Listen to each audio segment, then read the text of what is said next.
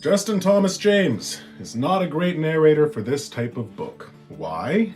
Because when delivering cringe dialogue, of which this book is packed full, he somehow makes it sound even cringier. He has a voice perfect to encapsulate 8th grader fanfic, which made this genuinely hard to listen to. Demon Card Enforcer. I can see how some people would love the narrator, but I just found his main character voice and announcer voice so difficult to put up with. Both are trying too hard in my opinion. The orgasm voices need not even be described. Another dungeon crawler crawl. Horrible narration.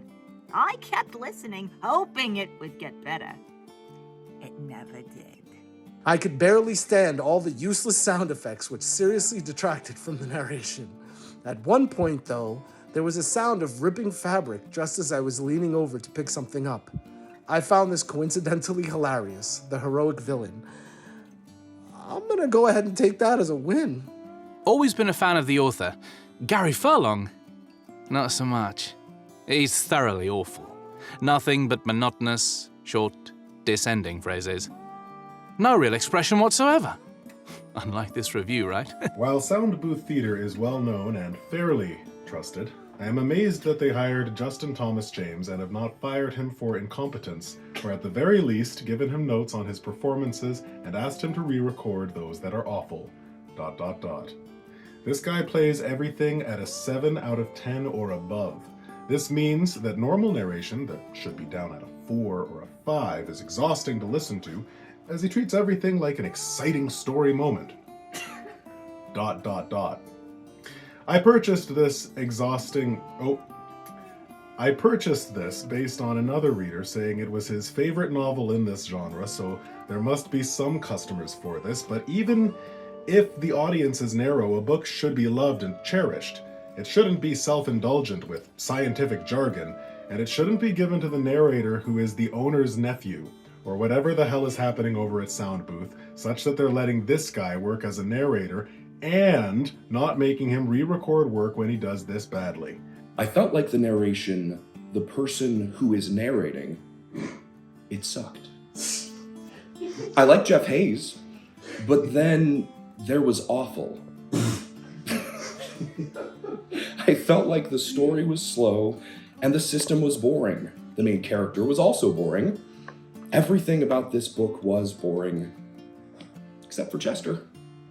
That's for mimicking me, so it's easy being in your shadow. Awesome.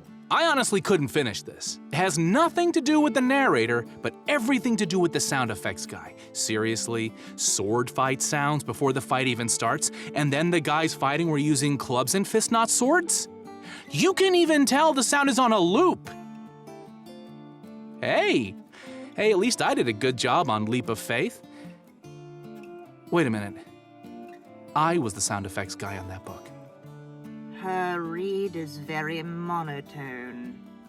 I had a hard time staying interested. Her monotone and inability to do other voices well bored me.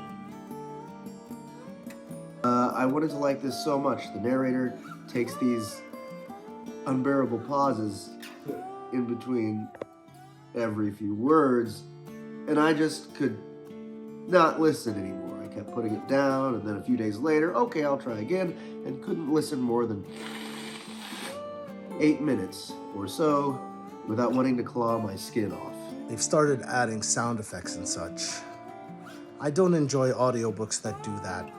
It's very hard to follow. Weird and cringy.